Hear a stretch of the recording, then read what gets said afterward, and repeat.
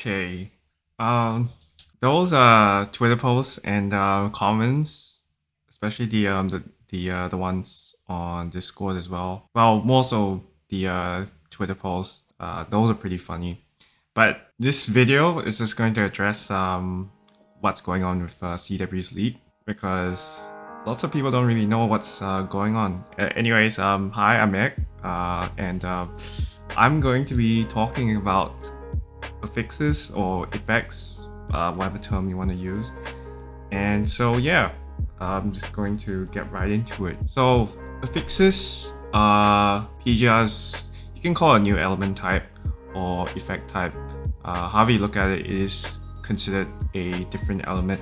So what I mean by that is that in PGR currently you have the 6 base elements, which are physical, fire, ice, dark, lightning, and then void and heal. In the case of affixes or effects, which you probably have seen if you've noticed some changes to your team select screen or even just the UI, there are 6 extra elements or effects as it's called in game. So the first one being Ultimate Slash, the second one being Ignition for fire, Glaciation, Dark Flow, Plasma, and then Disruption. All of the base elements are in the brackets below.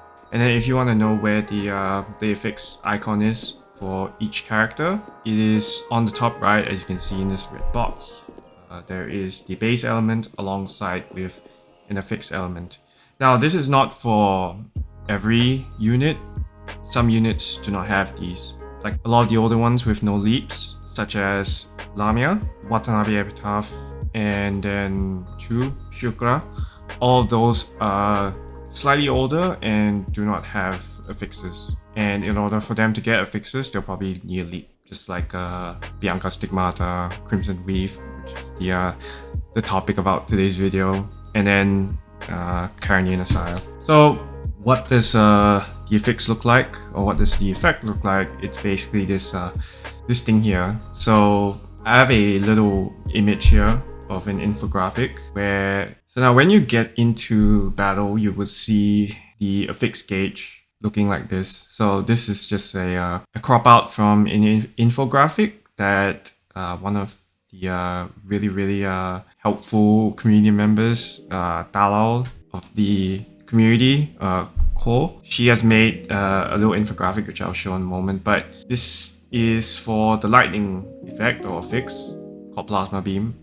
And so generally how this works is that you would have a unit do skills to build up gauge, as you can see like that, and then when it's full and you use a skill that activates that effect, it will glow like on the right. This is the infographic which shows the various effect types that you can get in this game. I won't go through all of them as this is just to address the CW problem and what affixes are. Also, if you want to get this infographic, if you're in a server with access to the Slicker bot, just use that, run the affix guide command, and you'll have it appear in front of you. Effect teams or affix teams are made up of 3 different units or 3 different roles. For some prefix or for to preface what's going on with this. So affix teams are sort of built upon the way that current unit roles work. So you know the usual tank, attacker, and then support, amplifier. However, in affix, the concepts in those units are used. However, there are some modifications or differences with an affix team. So an affix team will have an enabler, a main DPS, and then a sub DPS. The enabler generates that affix gauge charge. So as you saw back in the other infographic, you would see that it was partially filled before it starts glowing. So the enabler's job is to build up that charge. The main DPS will do the most damage within this affix window, as whenever an affix is activated, there is a particular timer or number of stacks that the main DPS will consume in order to deal damage with that affix damage type. Then you have the sub DPS, and the sub DPS can either be also a consumer like the main DPS to deal damage, or they would just be filler for the enabler to come back up again. And usually that is the case. As Global has not really got too far into affix content yet, this may change going forward. But as of now, this would be what you would see in most meta effect or affix damage comps. On the UI, when you enter battle, you would see this little gauge on the left. As you can see, this is just an example of the plasma team, where it looks, the gauge is empty at the moment, but the gauge is on the left usually. For ignition, it will be on the top, if I remember correctly. And then as for what the affix gauge looks like, depending on the situations, so the first one, this is without any electric charge points or the points which builds up the affix gauge stacks. This is when it's partially filled. So as you can see, it's not full yet. And then this is when there is a stack and the affix has been activated. And in order for you to get this state, you would have to activate the affix with a particular skill on a unit that can do it. So in the case of Sire, Sire requires a leap, and no, it does not need, you do not need SS3 to activate that. You just need to be able to have orbs to be able to activate it, but that's just an example. So after building charge and you activate the affix will be active and you'll be able to do damage with that affix type. So how does this damage calculation work with these effects or fixes? So I've made a little table here just showing what this will look like. Starting off with this, I have included just this as an example with lightning as the base element and then the effect or fix being plasma beam. So on the left of this table, this is the types. You have two types, as I mentioned just now, the base element being lightning and then the effect being plasma beam. When you deal damage, there are two separate damage types. And no, lightning damage is not plasma beam damage. To clear up misunderstanding, the damage types are completely different, both for affix and lightning damage. For buffs or debuffs, in a unit's kit, there are buffs and debuffs. So for tanks, it'll be the debuffs for reducing resistance to a particular element or physical. And that one actually affects both. So for unit kits, their buffs and debuffs are shared. The same goes for memories, where having a memory that reduces elemental resistance of a base type also applies to affix types as well. However, if you're going to Warzone, the buff that you get will only apply to that specific type, whether it's the affix type or the base type, and it will never be both, unless explicitly specified in the description of the buff. Then for the same goes for Pain Cage or Intensive Battle. At the moment, it's only Intensive Battle, but I'll get to the Pain Cage part in a moment, where the debuff for the enemy, so when the enemy has a weakness for lightning, you cannot use plasma beam to get additional damage, as the debuff to the boss only applies to lightning damage. And then plasma beam, respectively, will have its own debuff for Pain Cage. So a TLDR, why is my CW doing 0 damage? I still find this funny. Why is my CW doing 0 damage in Lightning Warzone with a special air combo? The answer to that is very simple. She does dark flow damage. So if you haven't realized it by now, she's not doing lightning damage at all. She's doing off element damage in Warzone, and when you do that in a base element scenario, you're effectively shooting yourself in the foot because you're not actually doing lightning damage. So if you don't know what the affix damage color looks like when you're in battle, it looks like this orange number here. So this is just an example of Pyro when you have the affix gauge active and you're actually dealing plasma damage, it looks orange. So as you can see, the orange number, this is just an example of using the plasma beam team or plasma team. I don't like to say plasma beam, it's cringe. If you have the effect active, you will deal these orange numbers, and assuming you're dealing the right type of, or assuming you activate the right skills, you will deal the affix damage. In CW's case, she has the Dark Flow type as her affix, and so when you're actually doing that special air dash move, whatever that most casuals like to see, it's actually doing Dark Flow damage. It's not doing lightning damage at all. And as mentioned earlier, lightning damage and Dark Flow damage are two completely different things. They're completely different types, and so you cannot mix the two, and so therefore you're gonna get a damage penalty. So just to give an understanding, if you don't already know this, in Warzone there are damage multipliers, and these affect how much damage you do on enemies depending on your type. In a regular Warzone, if you have the correct element, you do 1.3x damage, whereas you have the wrong element, you do 0.3x damage. So you can see why doing the leap in Warzone, the special leap move, doesn't actually help, because you're not actually dealing lightning damage. You're dealing Dark Flow damage, and therefore that penalty is applied to your Dark Flow damage, and it is weak in Lightning Warzone. In Affix Warzone or Effect Warzone, if you have the correct effect type or affix type, you deal, just like with regular Warzone, you deal 1.3x damage. If you have the base elements, the penalty is not as harsh. You still do slightly reduced damage, but you still deal sort of back close to normal damage should you actually have the correct type. And of course, the wrong element and effect type will give you 0.3x again. So I guess to sum up the CW part, is a leap useless? And the answer is, well, yes. So it is actually indeed useless because there's no Dark Flow content right now.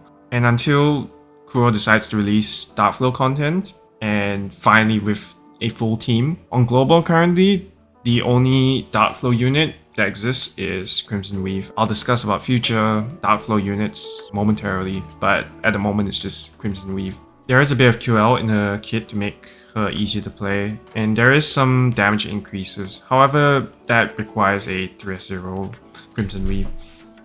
But besides that, how do you make a Dark Flow team? So, addressing the upcoming units. So on CN right now, there's Vera Guevaro. That's the name of a new frame. You have Crimson Weave, obviously, as she's a Dark Flow unit. And then we have an unknown third member. This does not exist yet. You could argue that this Dark Flow unit is Saya, as she is a Dark Tank, and you can use Dark Shred for her. However, she is quite weak. In the state of the game right now, a tank like Saya is not very viable for doing content nowadays, as she is, again, very old, and the damage is not able to keep up with present day units or current up-to-date meta units. She is approximately 2 years old. I don't recall what her age is, but it's at least 2. So moving on to what the actual meta affix team looks like. Taking the Plasma team, for example, as that's what is currently available on Global at this point. We are currently on a synchronization patch with Lucia Pyro, Yata Fulga, and then Nanami Star Trail. So the meta would be Karenina Saya, as she is, with her leap, to be clear, an enabler. Lucia Pyro will be the main DPS, as she'll be the one dealing damage within the fix or effect window.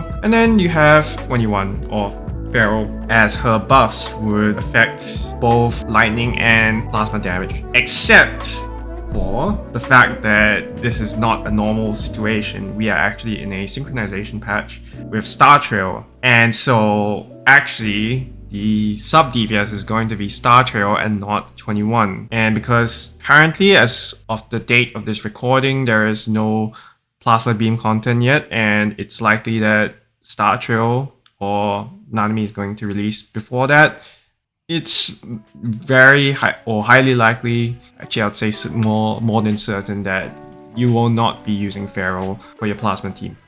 And you may be asking, what shouldn't there be an amplifier or support instead of the 2 tanks? And the answer to that, it depends on the situation. So a number of factors to take into account is that what point are we in the game right now? And Pharaoh is, in the sense of the age of the game, Pharaoh is quite old. She is at least a year old now. On CN, she's close to 2, I believe. And so her damage is you could say it is quite low for an on-field or DPS unit. And so in that case, because in Warzone with affix or effect damage multipliers, and the fact that lightning shred or lightning resistance reduction works for both lightning and plasma, you can actually bring Nanami into the plasma zone to deal more damage than Feral. For Warzone, in terms of fixed war zones or effect war zones, it's much better to run this as, going back to the team comms, you need an enabler, a main DPS, and then finally the sub DPS or filler. And the filler DPS or sub DPS will be the one covering while both the enabler and the main DPS are on cooldown. For Pain Cage, in terms of effect or fixed content, there is currently none, but that's something that I want to say about in a moment. But in terms of intensive battle being the mode that when you get 1.85 million points in Ultimate Pain Cage, you can get access to intensive battle, and in there is a fix or effect debuffs for bosses in there, to which you will probably be running the Warzone team comp as well, as intensive battle usually takes longer than going into Ultimate Pain Cage. And just a reminder on how the damage calculation works in this game: if you debuff an enemy, you are going to be doing more damage to the enemy than if you had damage buffs. Obviously, having both is good because then you have a good mix of both debuffing the enemy and buffing your own units to get a lot of damage. So just to be clear on what the impact is, any of these on the left will always have greater impact than that on the right, but it doesn't mean that you should forego one or the other.